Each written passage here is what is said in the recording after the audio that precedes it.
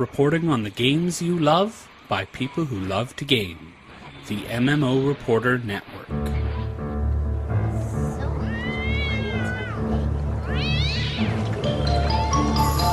Halloween comes just once a year. It's an evening of fun, and there's nothing to fear.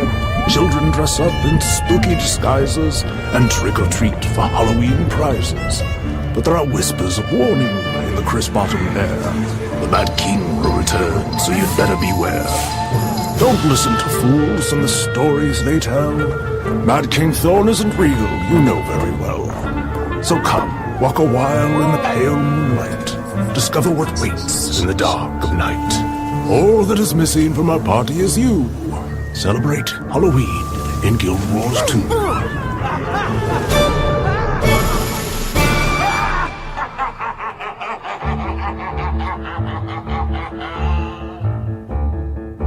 Happiness mode engaged. Hello. Welcome. Ready for action. Happy to meet you, hero. Glad to have you with us. You'll find everything you need here. Hail, traveler. Wake up, you motherless Edens. It's time to go. I'd offer the traditional pirate's greeting, but your spleen is better unperforated.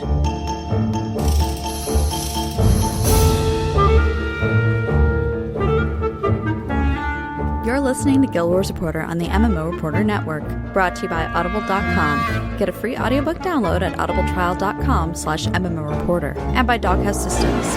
Choose your weapon at doghousesystems.com.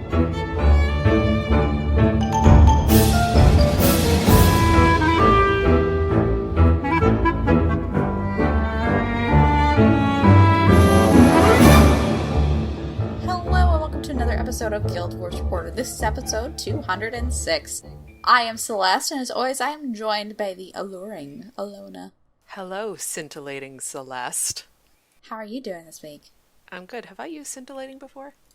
I think so. Dang! I was doing good here. That's okay. I went to Old Reliable. Old Reliable Allona. Love diminishing replies. Yes. That is also a thing that is happening this week. So we weren't here last week, but we are in fact here this week to talk about Halloween and other things that we did in game. Right, Allona?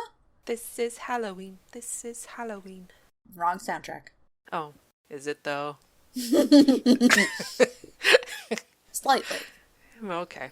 We're going to talk about stuff we did in game this week and also the previous one since we did do a El Skipperoo last week. Mm-hmm. Because somebody was on vacation. I was not in town. As Cal said, we were keeping it real on the Mont, which makes sense if you understand. Because we were in Montreal. Right. And, yeah, that's what he did. So, did you want to know what I did in game? Yes. Can you read the first thing I typed in here? Sure. It says, Rendak. Blah, blah equals nothing, blah, blah. Because still. Yeah. Hunter and I switched to different characters again because I think there's diminishing returns for this thing too. You have to leave. And we're on characters that have possibly the worst DPS. However, we do have decent breaking Oh, well, that's thing, good. and ability to not die. So the fight takes forever. You have super sustain, but no deeps. Yeah, and he gets stunned regularly-ish. Regularly-ish. Well, I have my Chronomancer in there, and I just swapped it all out to be pretty breakbar-y. Breakbar-y. Yes. So then the previous week, specifically, Hunter asked if I wanted to run, quote, some high-level fractals with relics, and I say, sure. And I go through and I have to get like one of the potions that will up your agony resistance because I can't really do T4s yet. Mm-hmm. And about halfway through the first one that we were doing, Spirit says, Pear, is this your first level 100 fractal? And I just yell into the mic, this is level 100! Because did not pay attention, had no clue it was level 100 Mitrin. I'm happily tootling. I didn't go down ever, so that's good. That's great.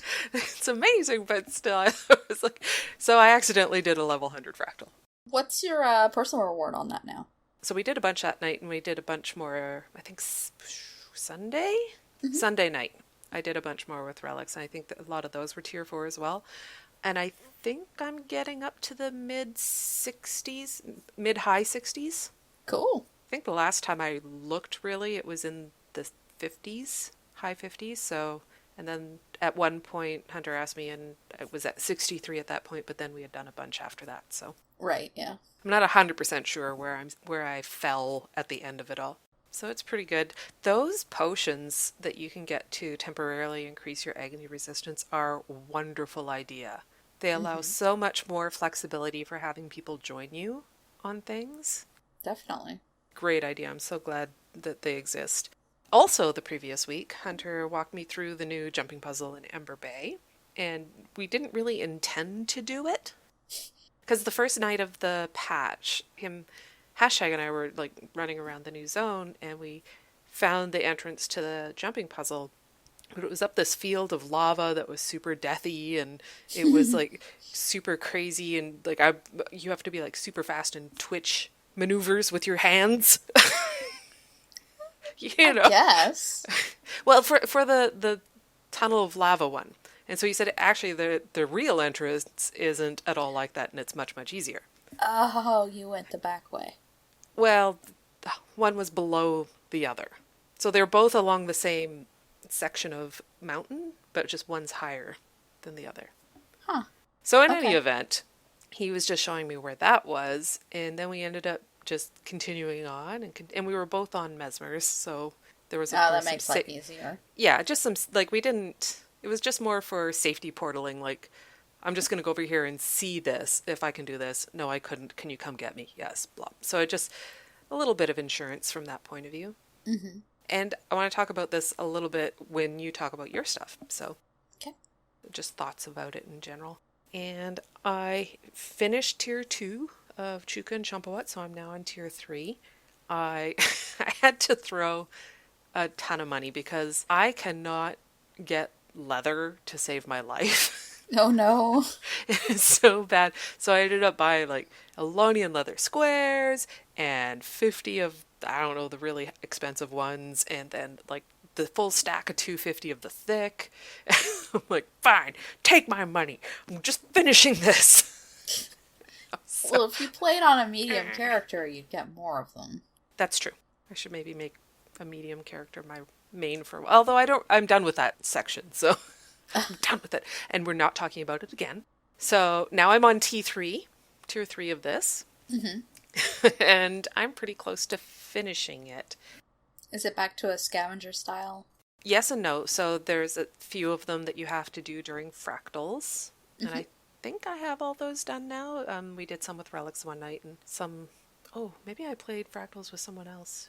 One other. Anyway, there's 2 that I'm going to find a little tricky, I think. Well, there's one finishing the meta event in Tangled Depths, and I have to do a fully complete dragon stand, and that's the one I'm a little more worried about.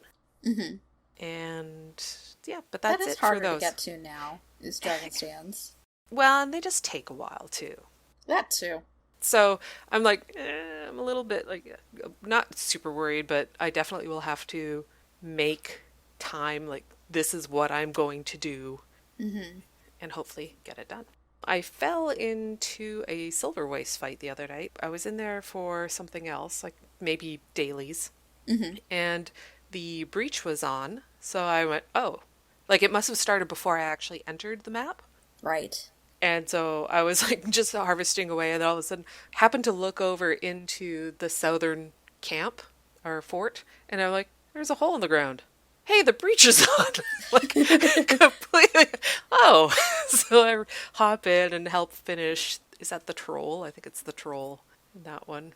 Yeah. Anyway, so we got that done, and we got a commander to do. Like, I always find those maps more fun when you don't anticipate doing them, and they just kind of happen. Yeah. And you're just kind of pulled along. I do like that. I do like that, yeah. And finally, I labyrinthed a bunch last night with Mock and you. Mm-hmm. with that lead in, what did you do in game? Well, I'll go ahead and work backwards because we labyrinthed a fair amount. Mm-hmm. And we were doing the Loot Stick Brigade. Yep, we all hopped on to our Guardian. Yeah. Which was fun, I guess. You know what I discovered with What? that? I did not realize that you could just hold down one. I thought you had to click it. Yeah. I don't know why I thought that, but I was spamming one. Yeah, if you just hold it down, it just keeps going. You don't have to go click, click, click, click, click. I did not know about that. I'm gonna have to do that now. Yeah, give it a try, because it's much easier on your thumb. Or fingers. And mouse. Or keyboard. Oh, yeah. I'm so used to doing it on the mouse. I know. Keyboard? Who uses it? Oh, right. The keyboard. The keyboard, you plebeian. Yeah. So that was fun. And last night, Hunter was talking about pumpkins. So I started looking at all the different decorations that you can make. Mm-hmm. And I found out that you can get, like, corn stalk bundles. And so now I want to make a corn maze. I support this. And have you been in Mox Guild Hall at all? I have. I like the tree. Yeah, like I think it was it Zero? Katsuni made the big cauldron and one of the trees. And made like 1 billion pumpkins. I made a few because I opened all my trick-or-treat bags. I'm thinking about doing that. Now that the minis have been fixed and they're not account bound. I'm thinking about opening a whole bunch. Oh, I saw there was like the Mad Moon guild decoration. Mm-hmm. That looks amazing. It does look pretty cool. Me want. So that could be the middle of the maze. Yeah, could. And brief PSA about the cauldron, which is amazing. If you jump into it, you cannot get out. Yeah. Because I did that. No, I did that afterwards, and I was thinking, man, it'd be really great if it was acted as like a little pool of water instead of just air with a top on it. Oh, or if there was an interact feature with it, so if you like hit a certain spot in the middle, you could interact, it would shoot you in the air. Like the regular one? Yeah. That would be pretty cool. And transform you into some random Halloween shape, like the real one. That'd be a lot of coding. No, because the regular one does that. Right, but I don't know. Okay. I don't know. You just have to flip a switch, Celeste. You just gotta press that button. Yeah. You just have to press the button. So at any rate, I want to make a corn maze because I'm so country. And, does that make me a little bit rock and roll? Yes. Yes, absolutely. Hashtag flip the switch. Yes. So last Wednesday I spent 2 hours in the Chalice of Tears, only to find out from Delphi that I was going completely the wrong way. Oh, so you didn't finish it, I take it? No. Oh. It was 2 hours in and I was like, I'm tired and I'm getting frustrated. I need to just stop. Oh. Because I was doing so well and I thought I was going perfectly the right direction and I found myself at a dead end and I was like, I'm getting frustrated. Were you hitting the checkpoints? I had gotten to one checkpoint. That's why I was so confused, because I thought I would have hit a second one by the time I'd gotten to where I was. Oh, okay. But that wasn't happening. That did not happen. So what I wanted to say about the jumping puzzle in Ember Bay, because you know how you kind of have, I don't know, sometimes you get your own thoughts or opinions on something without experiencing them yet, and I guess I thought it would be more like the Clock Tower or the Winter's Day one, that it would be a lot more like fast, fast, fast, no time to think, just jump, jump, jump, jump, and you have to be super fast all the time. Yeah, I thought it was going to have a speed component to it from the way it had been described, but really, you can take as much time as you want. So I'm more of a fan now than I was before. Yeah. From that point of view. Now, I tried to use think about some of the things that they were talking about, where the horns and the lava fonts help direct you, but I could not make much head or tails of that. I kept trying to find my way by doing that, by looking for that, and I was really discombobulated. Yeah. And partly it's like sometimes you can't tell, you can kind of tell how close you are to something or not, but sort of not as well, because it's I'd found that not helpful. But we did use a guide also, I will say. not 100%, but there were a couple times where we weren't 100% sure. We thought, well, let's just check really quick. And then... Yeah, initially I had just found the guide for the entrance. Mm-hmm. And that's all I had looked at until I realized there was no way I could get to anywhere from where I was. Mm-hmm. It's a fun jumping puzzle, though. Like, I mean, I could see how it'd also be more fun if you were with a group of people. Yes. So I was Versus on playing your by own. myself and it wasn't as fun. Gotta say. Woo!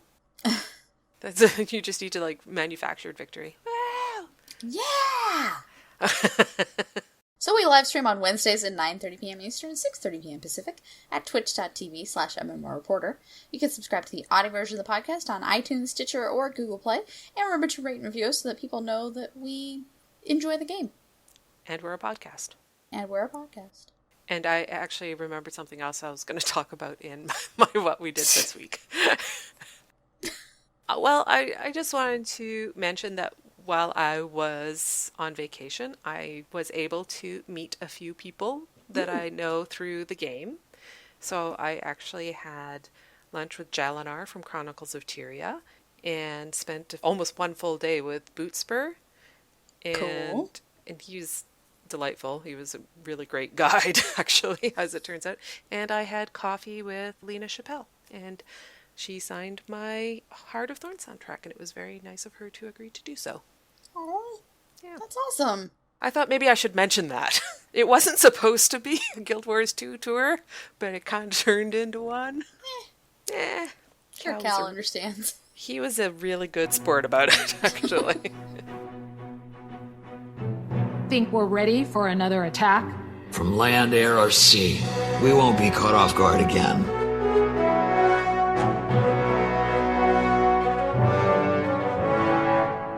Report from Lion's Arch.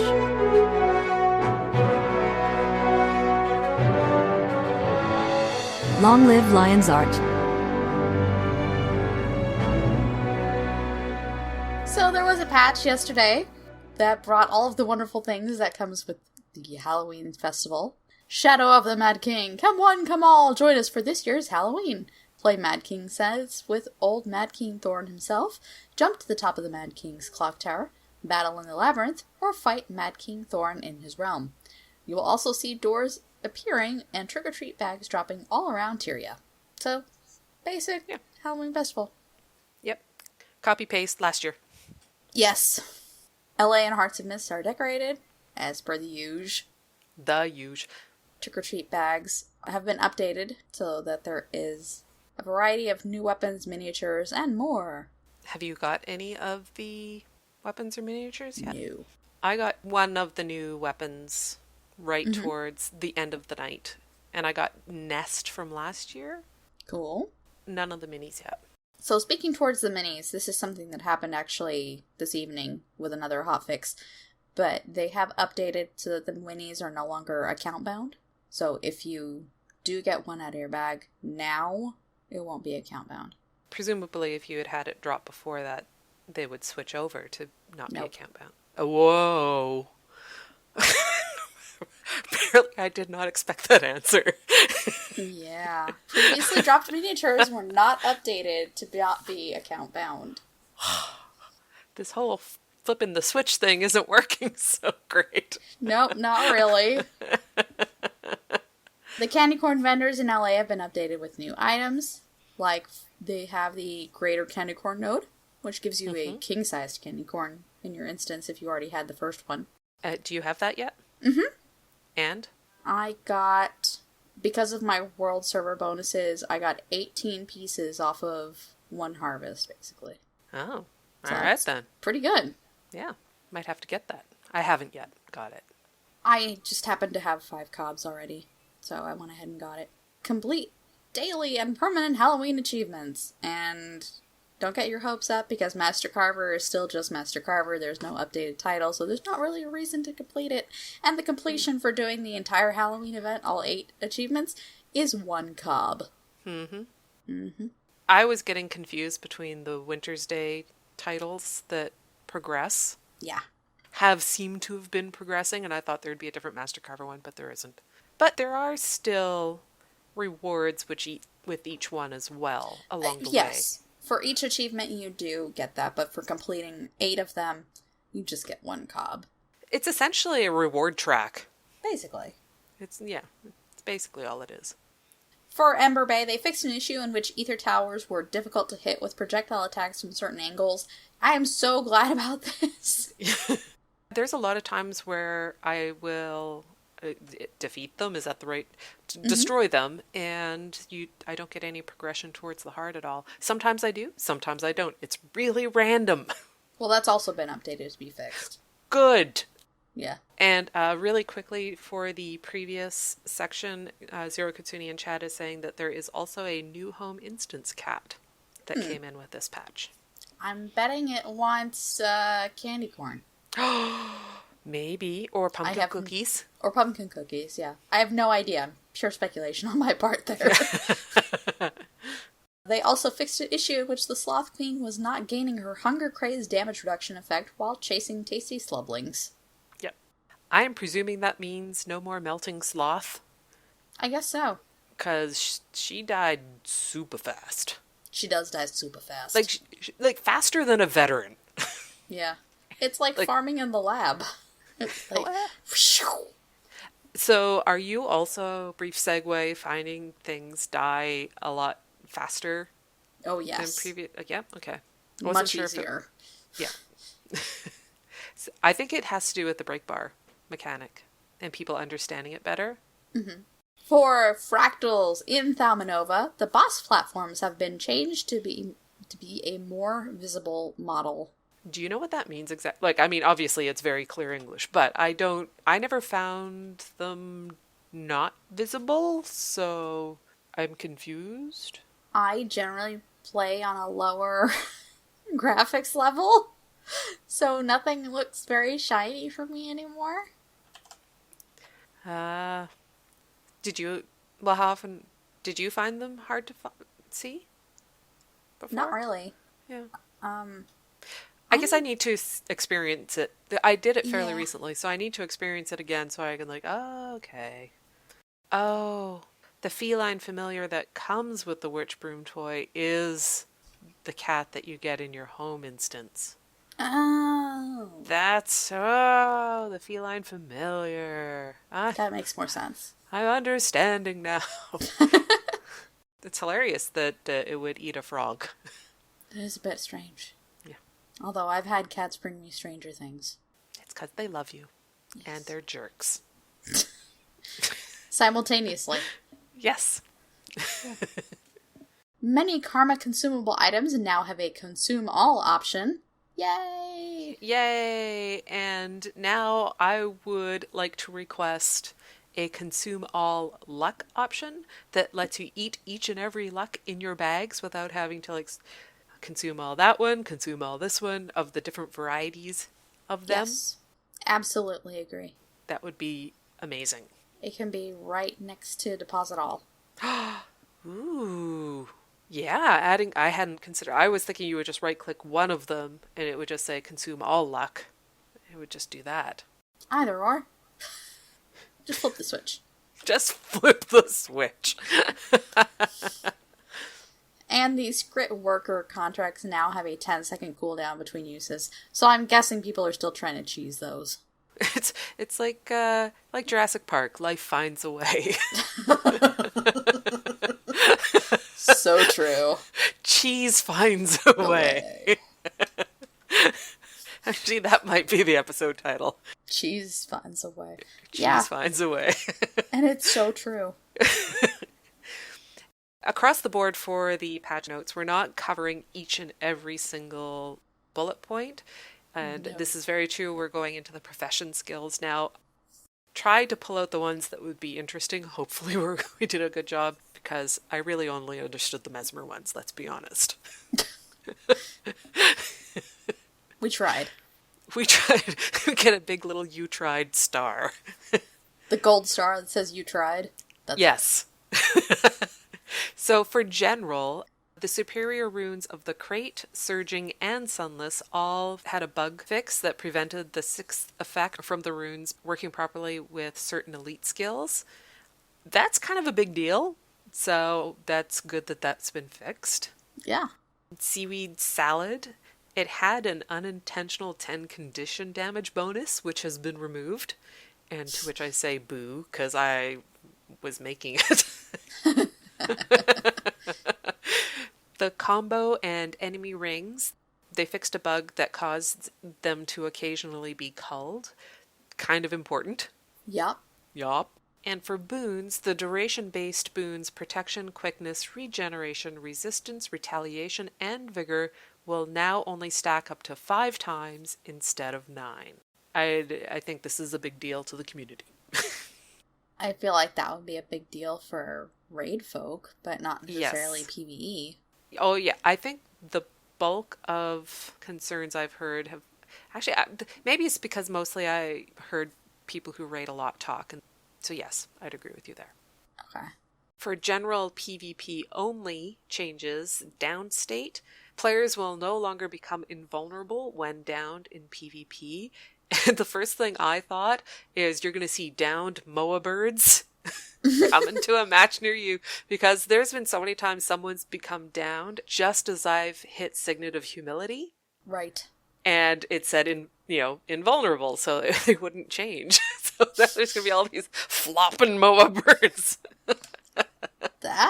We need to trust this. This requires massive amounts of science.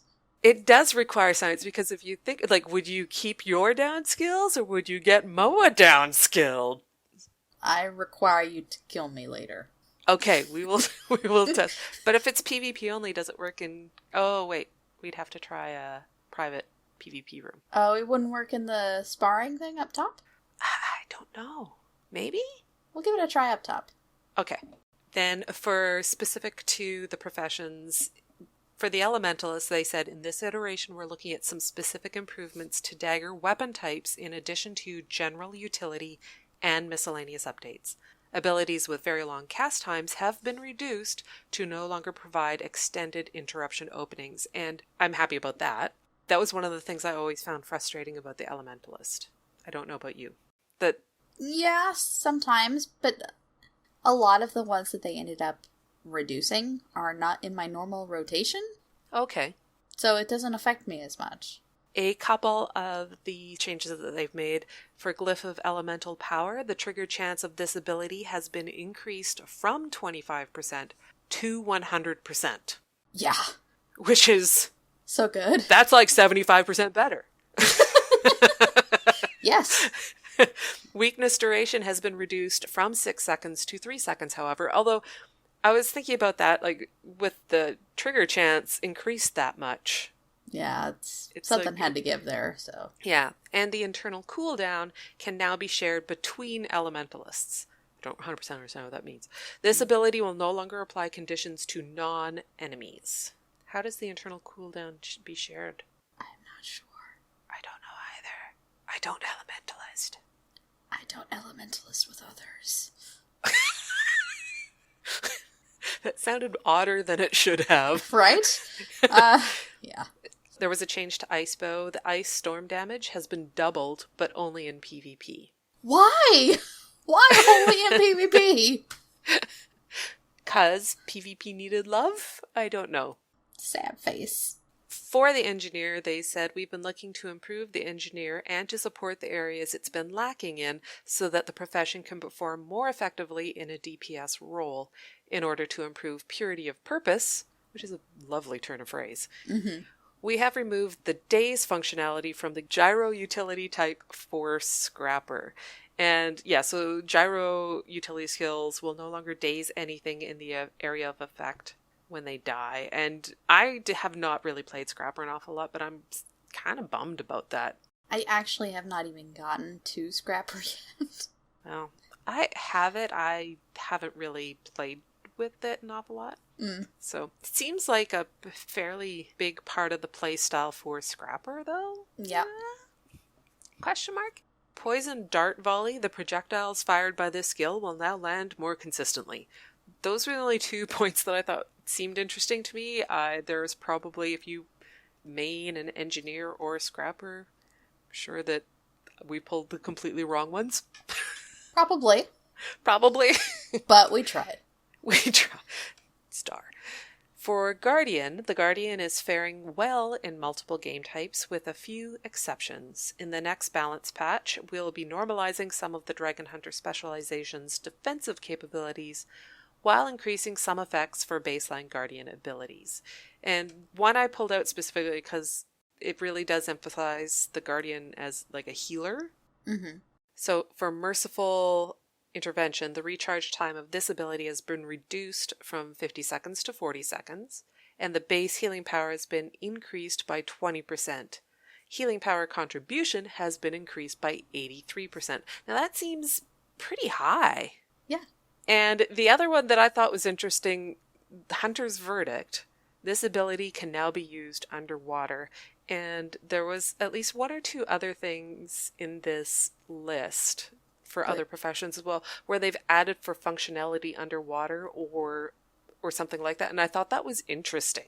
That is interesting. Steve McBubbles. Right? Honestly, the only reason I pulled this one out was like, underwater, you say? Underwater.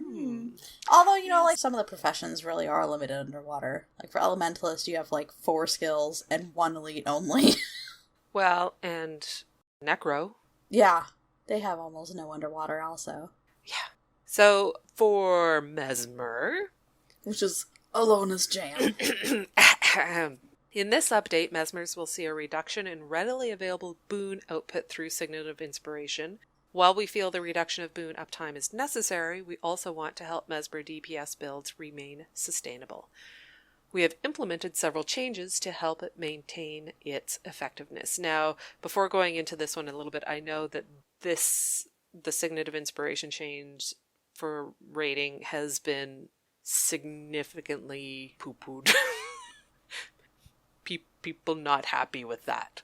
Well, that said, from a PvE perspective, I kind of like this. So, unsurprisingly, I have more to talk about on this particular profession.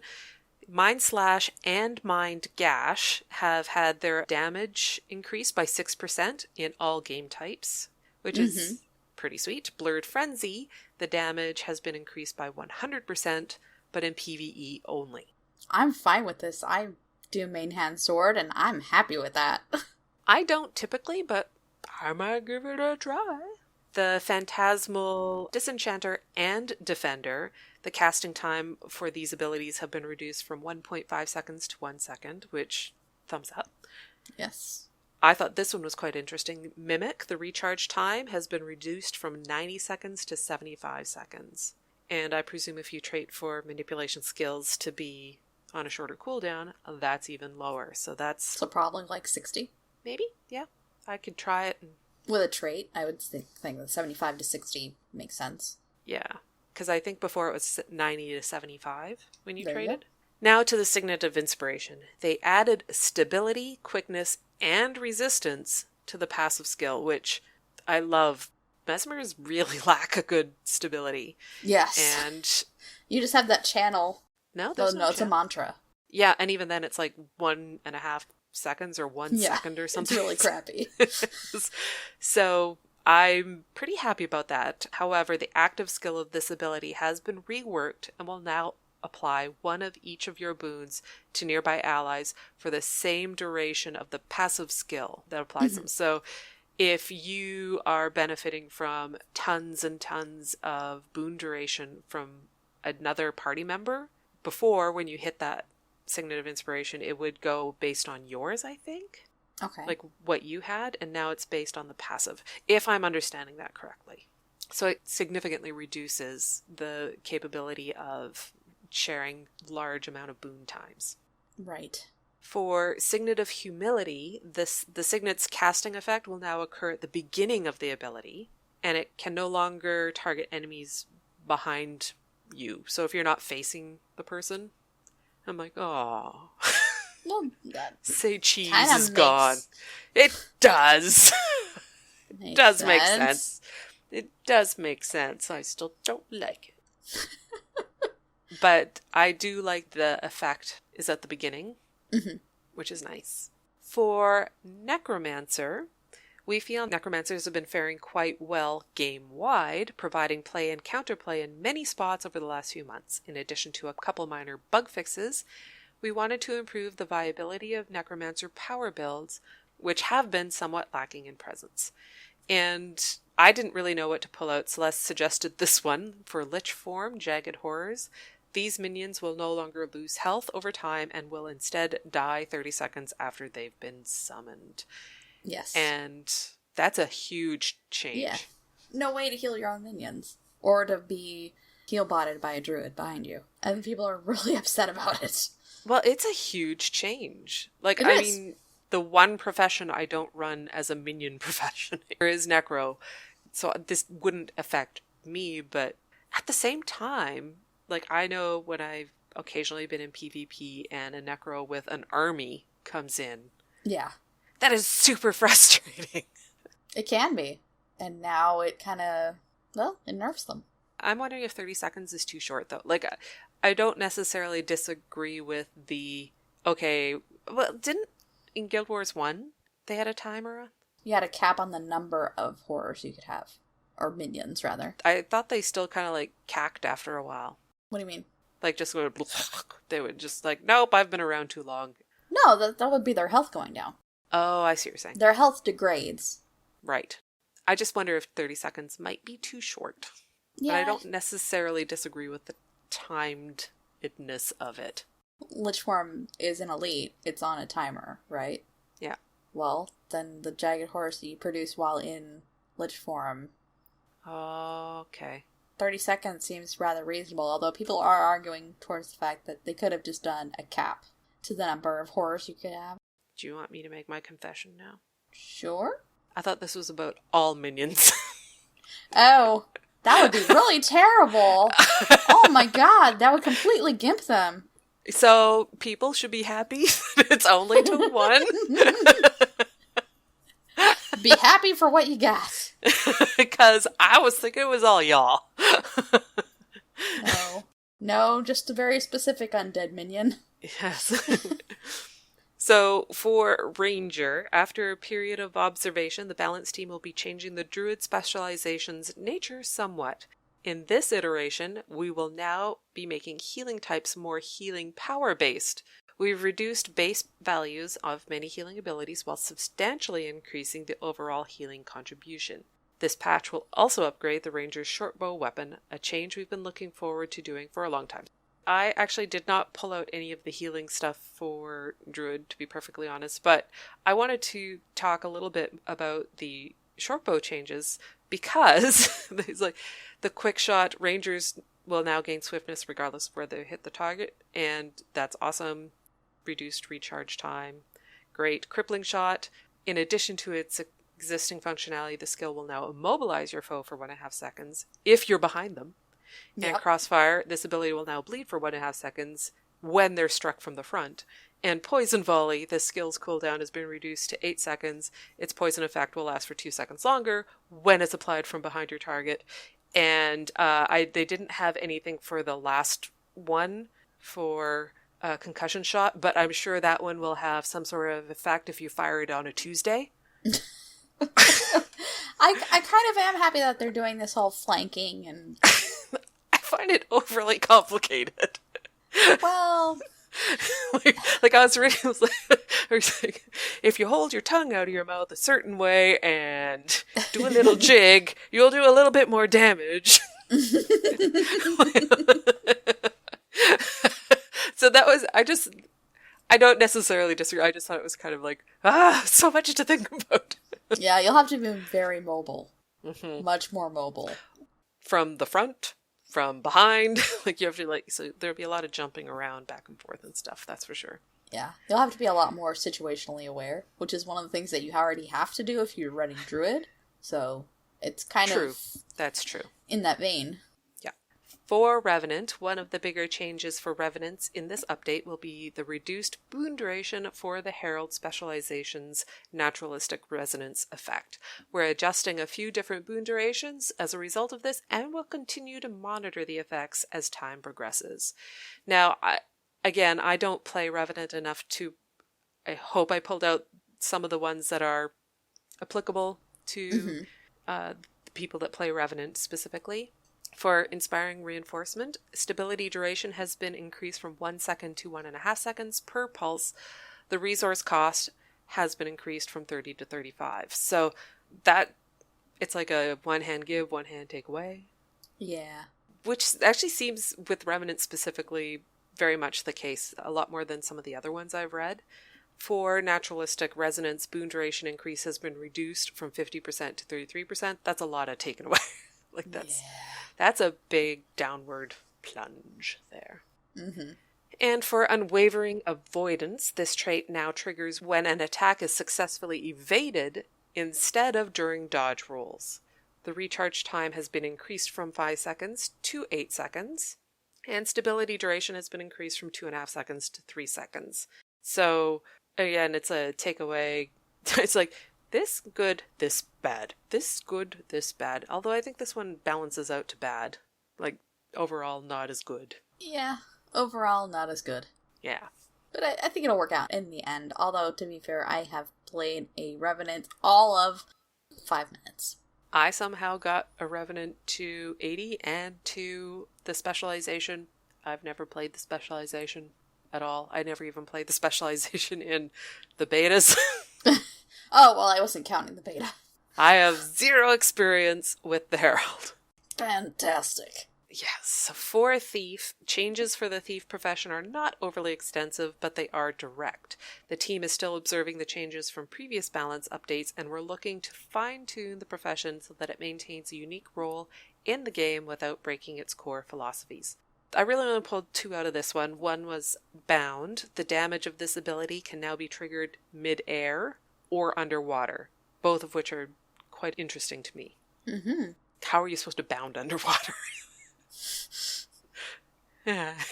Propellers? I'm not super upset about it, but logistically. Right. And I thought it was interesting also that Skelk, Scale, Spider, and Ice Drake venoms, for all of these, the recharge time has been reduced from 40 seconds to 30 seconds, and the duration has been reduced from 30 seconds to 24 seconds. So that seems fair. It's like overall scaling down. Yeah, like, I mean, yes, it's 6 seconds less for duration, but it's also 10 seconds less for recharge. Yeah, so you've got 10 seconds more uptime. Yep, I thought that was quite interesting. I often run Scale Venom when I run Straight Thief. And finally, Warrior. Warrior continues to hold its place among each game type, so the team isn't looking to make massive adjustments at this time. For this update, we have a few quality of life adjustments and bug fixes, as well as a few functionality changes to skills like Whirling Axe and Rupturing Smash, which will help them achieve their purpose. So the ones I pulled out that I thought were potentially interesting were King of Fires. They fixed a bug that prevented this trait's detonation from functioning with Headbutt, and that seems kind of like a big deal. Yeah. For Whirling Axe, which they mentioned in the intro, while channeling this skill, you move 50% faster, so awesome. 50% fast whirling death. It does go a lot faster. I noticed that when I was in lab. It was already fast, so yes. On my mark, this skill now applies revealed for 4 seconds in addition to vulnerability. I thought that was quite interesting. And for Rupturing Smash, this attack now strikes as a single hit within an arc rather than a cascading damage attack. The effect for this skill has been sped up to better match its new functionality. The radius has been increased to 360, and the ground decal size has been increased to match the new radius. The day's duration has been increased to 1 second. So that sounds pretty awesome for Rupturing Smash. Yeah, that's super reasonable. Yeah. One final thing I wanted to point out as kind of a general, from what I was seeing in the patch notes, signets in general seem to have had a lot of reduction in recharge times. Or some sort of functionality, like just across the board, signets have been kind of tweaked. Yes. Almost every single signet, from what I could see, like a goodly portion of them anyway. We haven't talked about them specifically here, but if you do run signets, definitely check them out on your profession and see how they may have changed.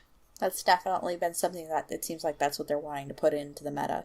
I really like signets because they're they're just doing something in the background, but if you need them to do something else, they're there for you. Mm-hmm. And I do know for the longest time when I ran signet builds, like when I first started my warrior, it was a signet warrior. And because that's the easiest way to play warrior when you're starting.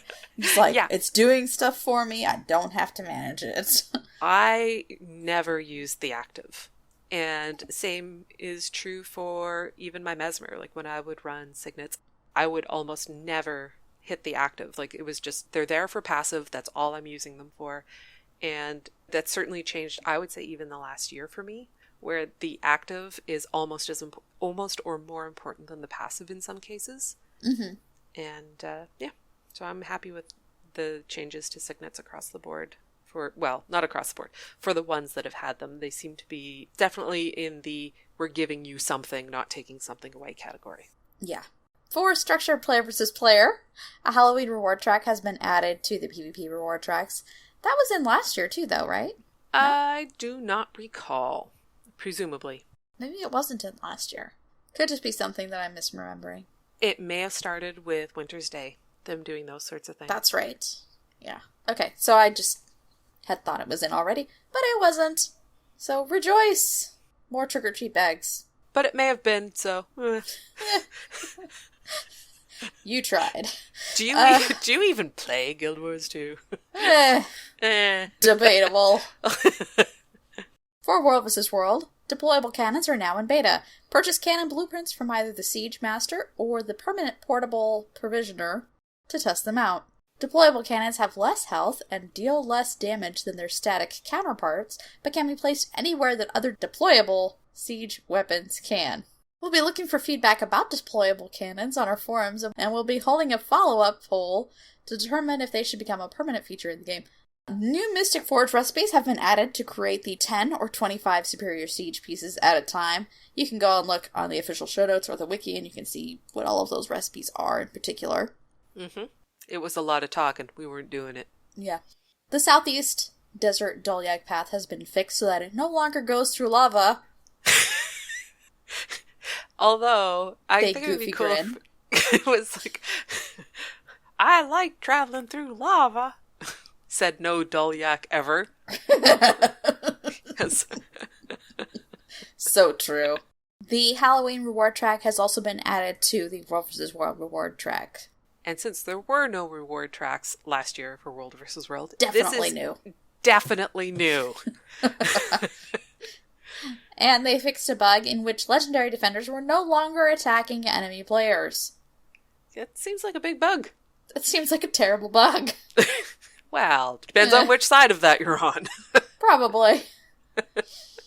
From the Black Lion Trading Company Gem Store, new items and promotions! Kermit Flail.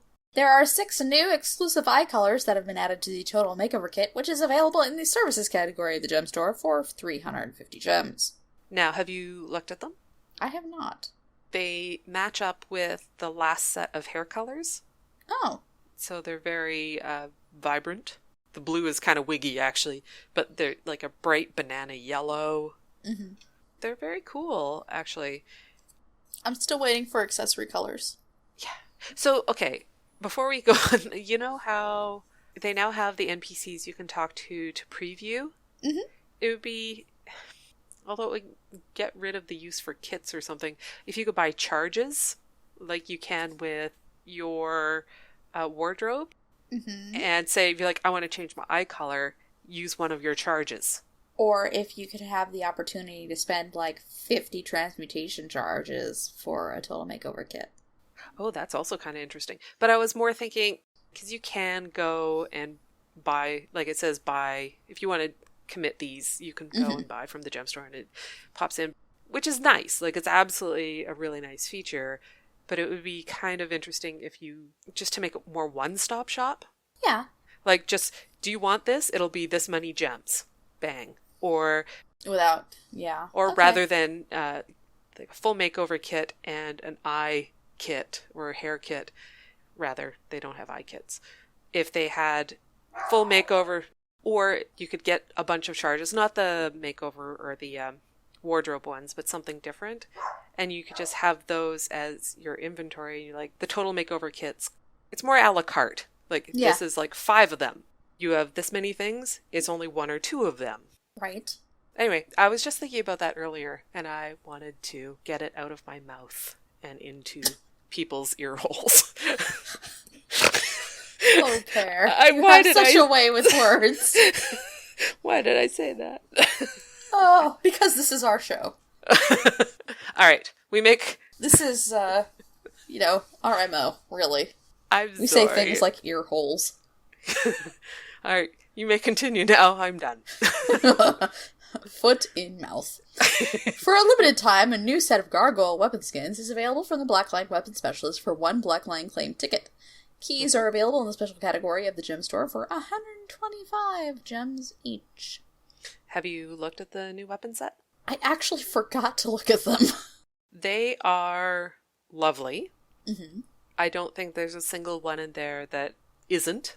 Okay. Really, really good. For me, though, I don't think I have any characters that they suit aesthetically. But I think it was Veggie in chat last night was saying, these are the type of weapons that you build a look around. Basically. They have that much personality. They're really, really well done. I will have to look these up. Yeah. Because I might go in for something like that. I like the kind of spooky Gothic architecture style stuff. Yeah, there's definitely like almost like a tarnished silver and orangish light. And there's some cobwebs on some of the pieces, and actually a fair amount of candles represented as well. On not just the torch, like the focus has candles on it. Interesting. I know Bog Otter put out his video today going through the set. So right. I haven't seen it yet, but I was wanting to see his reaction to it. Mm-hmm. The Candy Corn Gobbler Pack is available for a limited time in the toys category of the gem store for 300 gems. Each pack comes with a candy corn gobbler and 15 pieces of candy corn. Are you getting one? No. Me neither. Somebody actually said that it's like 90% now is transforms as far as drop table. Okay. So that's all you get is transformation tonics. That's like, nope, I'm good. I'll just save the candy corn all year. The Black Wings glider combo is available for a limited time in the style category of the gem store for 700 gems. Mm-hmm. And the Mad King's outfit is available for a limited time in the style category for 700 gems. The Mad King die kit is there limited for 125 gems. Mm-hmm. Which, I mean, I'm glad to see that the glider combo is there, but it's still just like 7 days. But it's better than 24 hours. But this is true. Because previously, the Black Wings glider was 24 hours. Yeah. I'm torn on this next one. The Ghoul Backpack and Mini Set was available for 600 gems. Yeah, I'm so torn on that one because it is pretty amazing. It doesn't fit with the aesthetic of any of my characters. Yeah. It's a great, great combo. Like, very, very unique. Oh, definitely. If you don't know it, it's like half a mummy is on your back, and then the mini is the legs. The legs, yeah. Just kind of funny. And creepy. Yeah. And, of course, for a limited time, past Halloween miniatures are available when using Black Lion miniature claim tickets. Mm-hmm. So that's pretty cool. They also fixed a bug involving the reward tables for personalized trick-or-treat bags. So I'm guessing it wasn't rewarding the things it was meaning to. Interesting. Although, I bet I know what this is. Like, people were getting the new exotics hand over fist. I bet you it's that. Oh, probably. I bet. Sonder, the festival merchant, still has some items at last year's prices, but we're not sure for how much longer this will be true. The Reddit user Adventure Drake posted this. So when I saw the mini Bloody Prince Thorn was available as a reward this year, I couldn't help but notice that the cost to buy one seemed off. Sure enough, I checked with Sonder, the festival merchant, in the Commodore's quarter, and there indeed is a price difference. Sonder is selling the same mini for 4 cobs cheaper than the Candy Corn merchant. Mm-hmm. And is there an explanation for this price change? I don't know if that's a bug that will be addressed, but I was very entertained by the two of the top posts. One was, by Ogden's hammer, what savings? Yes. Which delighted me. And then the other one was, the competition on the streets of Lion's Arch is fierce. Definitely agree with that. Like one vendor is cut rate prices. It maybe even is an ocean of bloody bargains. Not everyone is happy with Halloween this year. In fact, a lot of people are upset over Diminishing Returns. But at least a couple of people are upset about the lack of additional content. So from user Imigi and PlayerUpJack, they complained, not exactly in concert, but alongside each other, about Mad Memoirs, Reaper's Rumble, Lunatic's Inquisition, and any new content is what's really frustrating about having Halloween this year. Because it's just, there's nothing new. The same was true last year as well. Yes, and that was disappointing last year too.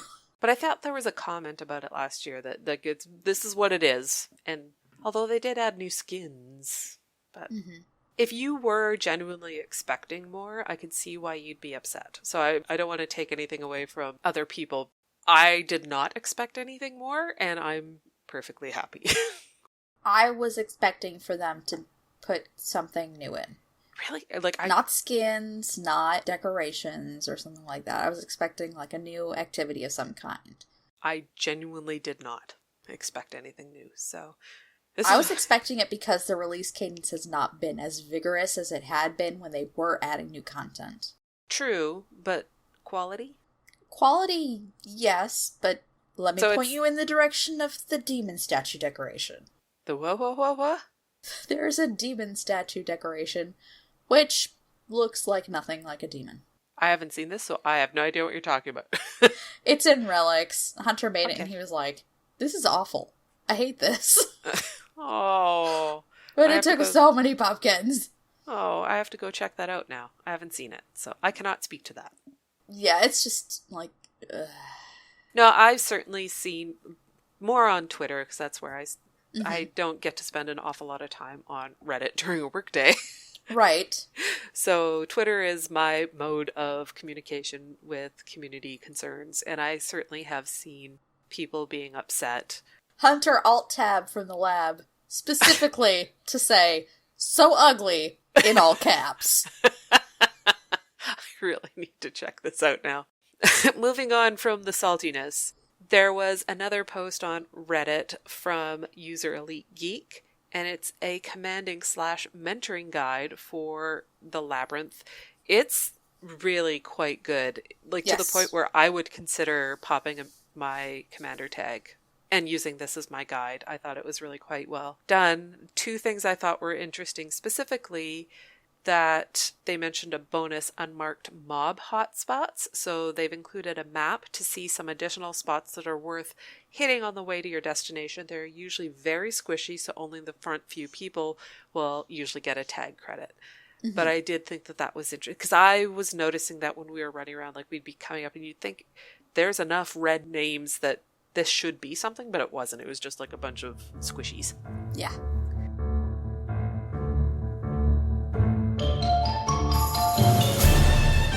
Do you require my assistance? Ask an Azura.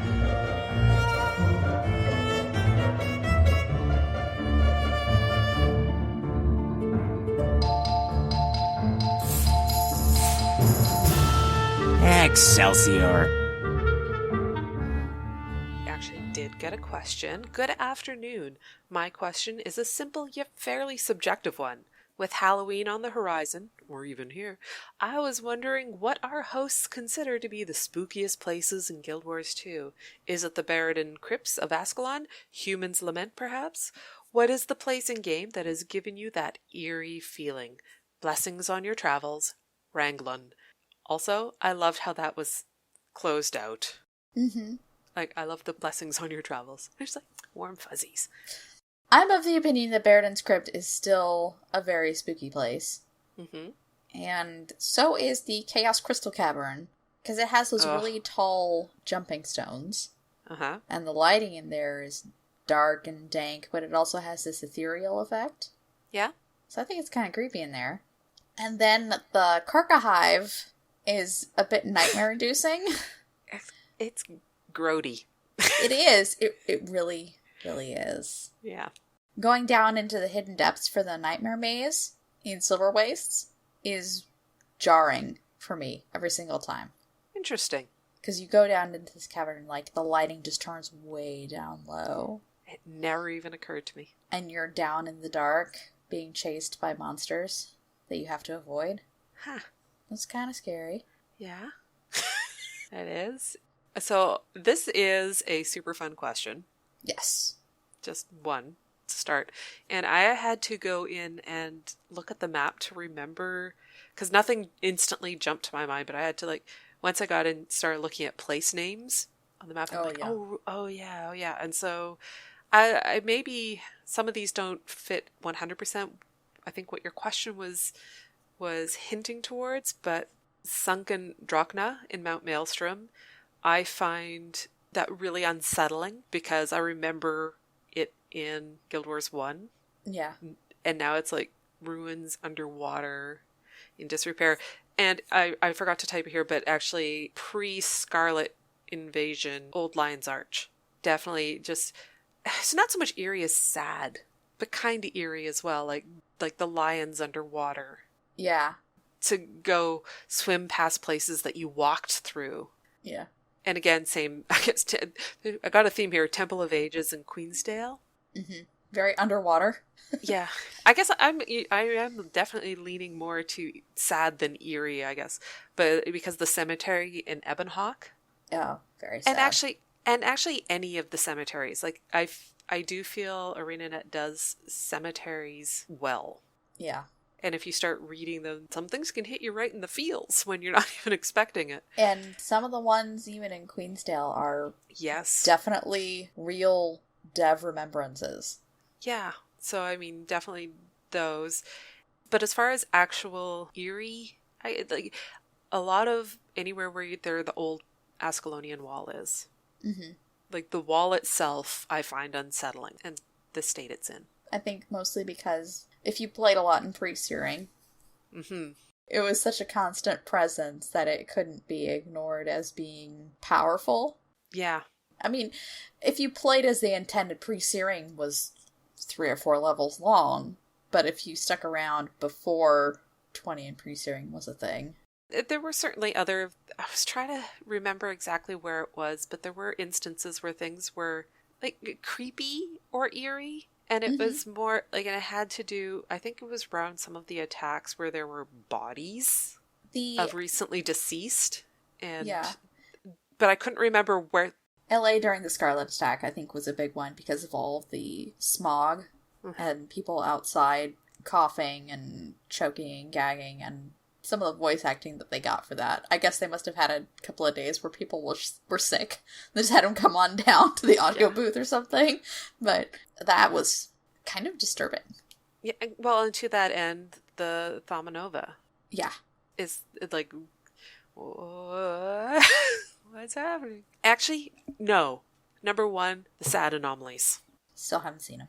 Well, but the anomalies in general, like the ones that you have to chase. And when they show up and you see, like, that is far and away the eeriest. That is it. That is the number 1 right there. Right. Enough that I'm tapping my desk about it. She's declaring her point. Well, I knew there was more. But I guess the question was more what place in the game. And this is more a thing in the game. Yeah. We can interpret it however we want. He said straight up, it's a subjective question. That's true. That's true. Okay. So, I don't have a tip. No, but mine is that Allona demanded that I explain Aftercast. Well, a lot of the patch notes explain things like, they mentioned Aftercast repeatedly for some of the changes, and I'm like, I don't know what that is. So we're doing the show notes, and I'm like, Celeste, what's Aftercast? So she had to explain it to me. Yeah. And she goes, I have no tip. And I went, explain Aftercast. Yes. So Aftercast is the time that the animation takes to complete for a previous skill before you're able to cast your next skill. And there's a lot of nuance to it, and certain skills will cut off an Aftercast or extend an Aftercast. And you can go to the wiki and actually read more about it, because it is more profession specific. So it's the irritating delay, is what you're telling. It is the very irritating delay. I get it now. Yeah. And for the game, next week we'll be going over Surviving the Mist with the game. It is, I'd wear that. What in-game armor or armor part or outfit would you wear in real life? An example, I wouldn't mind a real life set of Aether Blade medium armor. Not personally, but that is the example. The executioner's outfit. All day, every day. The chains. The hood. Like, just going to work. Going through the drive-thru for my coffee. Hey. That'd be pretty great. So we have had a few entries for this already, and there's definitely time to send yours in if you have one. Oh, absolutely. Definitely time. A whole week, in fact. A whole week. Well, minus a few hours, because technically we'd be in the middle of the show. Technically.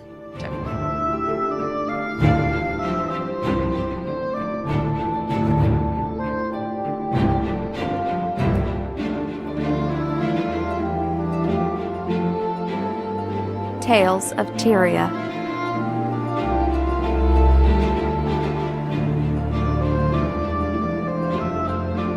There's some fan art from Gears to Gnomes, which is a great name.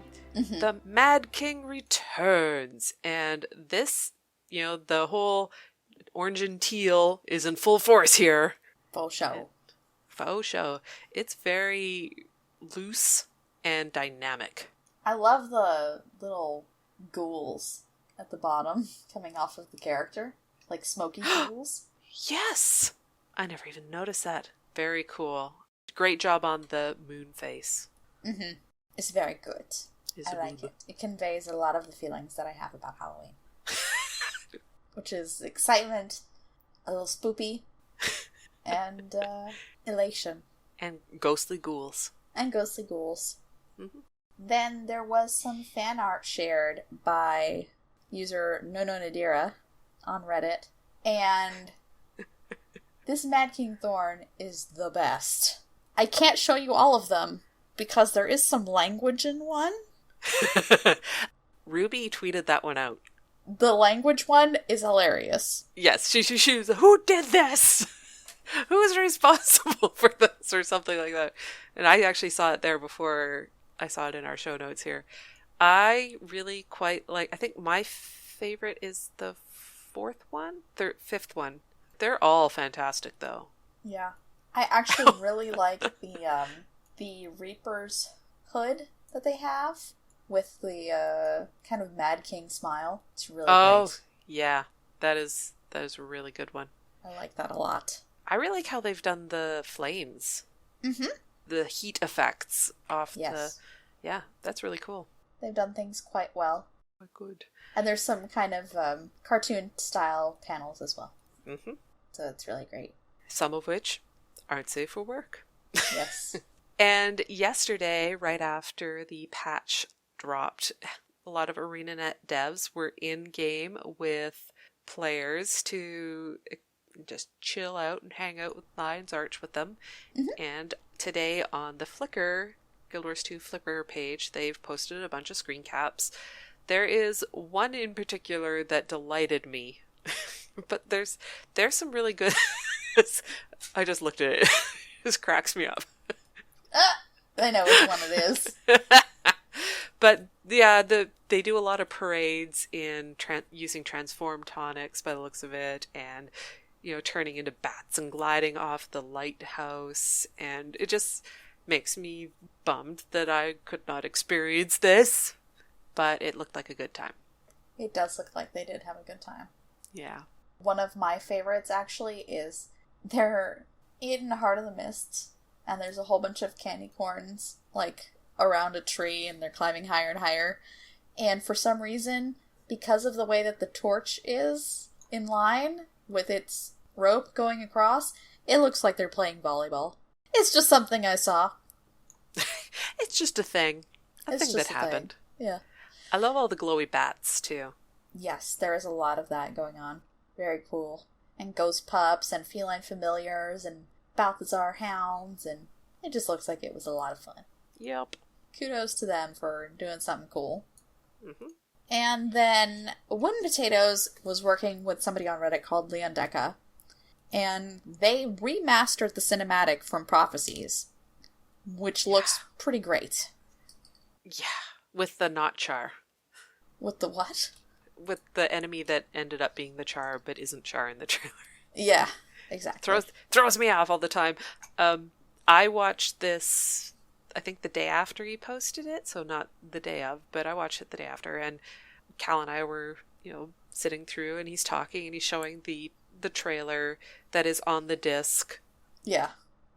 Several times, and talking about it, and then right at the end, it cuts to the remastered trailer, and I swore out loud. So much better. Like I cannot say it on the podcast, but it started with Holy. Yeah. And I was like, wow, that was... I mean, a lot of the animation and the cinematics are dated. Yes. Because it's an older trailer. But it is definitely beautiful. Yes. Did you watch the whole thing, Celeste? Mm-hmm. Talking about how they actually go through this process. Frame by frame.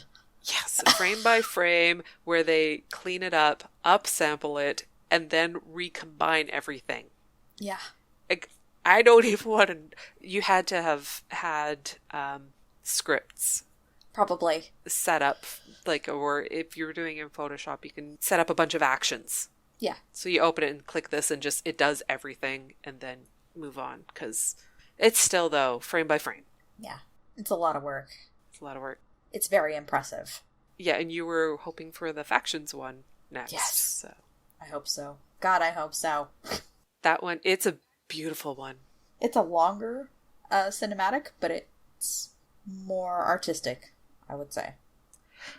I also feel like they focus more on the environment. It's showing the buildings and tapestries and... They were showing off their texturing. Yeah. Seeing those sharpened will be fabulous. So, here's hoping it happens. Absolutely. Thank you, Pear, for sticking around with me today. Thank you, Seliyuki, for having me. That sounded so strange in my head. Okay. Well, you called me Pear, not Allona. Okay. Thank you, Allona, for sticking around with me. Thanks, Celeste. It was fun to go over the patch notes with you. Yes. Thank you, chat room, for sticking around and not doing your civic duty. We appreciate it. We hope that you enjoyed it. We hope that you come back again next week. But most importantly, we hope to see you in-game. The Legion calls. So if you have a community event that you would like for us to share, go ahead and send us an email. Seize the moment. And if you've got a burning question or for our Ask an Azura segment, just let us know. I'm selling. You buying? We have coupon codes for Doghouse Systems. Use the coupon code MMO Reporter at doghousesystems.com to get an additional 120 gigabyte Super Star Destroyer drive for free on their next build. No free samples. Patreon page. If you're in love with the show or the network, please consider becoming a patron on our Patreon page. Thanks for pitching in. In the very least, it helps us keep the metaphorical lights on. So check it out at patreon.com/MMOReporter. That fulfills my needs. Thanks so much. audibletrial.com/MMOReporter. Books! Books, now with sound! Knowledge is the greatest treasure. If you want a free audiobook, you should go to audibletrial.com/MMOReporter. That's valuable. So, Allona, if people want to get in contact with us, how would they do so? They would email us at gwreporter@MMOReporter.com. Twitter is @GWReporter. Our website is guildwarsreporter.com. You must visit more often. Voicemail is 616-666-6778, or use the widget on the right-hand side of the website. Our YouTube channel is MMO Reporter Network, and remember to like our videos and subscribe to the GW Reporter playlist. And if you feel like it, wander around and see what other shows are on the network that you might enjoy. You are a welcome guest. Facebook is GW Reporter. Tumblr is gwreporter.tumblr.com. And you can visit us on Twitter. I am at One Big Pear, as in the fruit, as in PEAR. And I am at Celyuki. CELEOOKIE. Yep. Or at Hunter's Insight, one word. Or you can find us in-game, where I am Celyuki.5046. And I'm onebigpear.1249.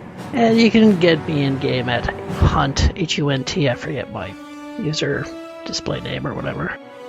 Thanks to our fantastic chat room. You were busy and awesome and super cool tonight, so thanks a lot for coming out and recording with us. But most importantly, we hope to see you in game.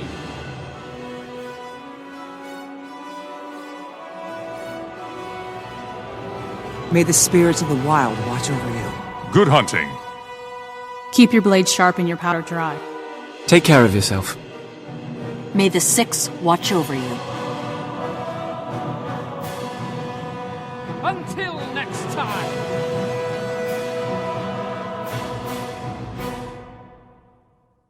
I really want to go do. I was hoping you would. I was waiting for it. So aside from that, there was a patch. Hey. Yesterday. Hey. And this is Celeste's part, and she is going to talk about it. Bigly. Bigly. Sorry, I'm done. Your turn.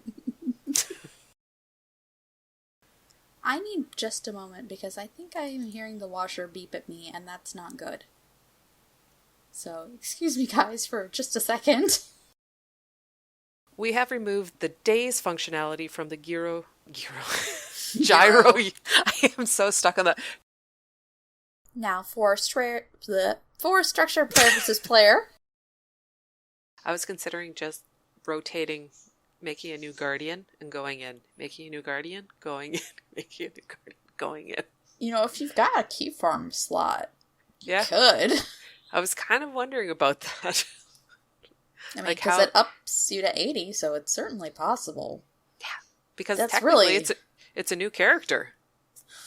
Yeah. And you're in a mob. It's not like you need a lot of armor. Yeah. I think you found a way to just cheese it. Cheese finds a way. It really... Wow, this is the episode where cheese finds a way. Because that works thinking about this I think. At work, yeah, I was like, just make a new character. It would take you about 10 minutes to get back in, probably. Or less. Yeah. Conversations with myself.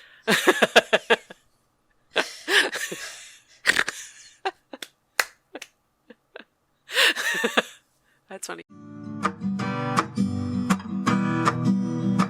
Thanks for watching the video, everybody. Don't forget to check out all the other podcasts at MMOreporter.com or by clicking on any of the links here. And please check out our Patreon campaign at patreon.com/MMOreporter. Thanks, everyone, and see you in game.